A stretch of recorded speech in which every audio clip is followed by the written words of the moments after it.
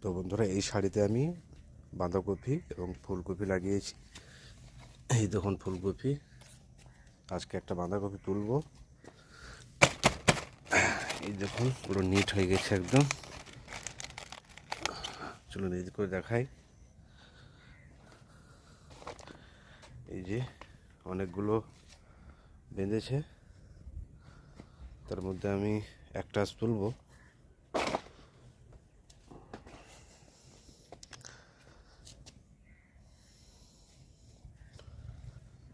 কত সুন্দর সুন্দর ফলেছে দেখুন, একদম খুব সুন্দর। তো এই যে গাজরের ভিতরে আছে, এটা আমি আজ তুলবো।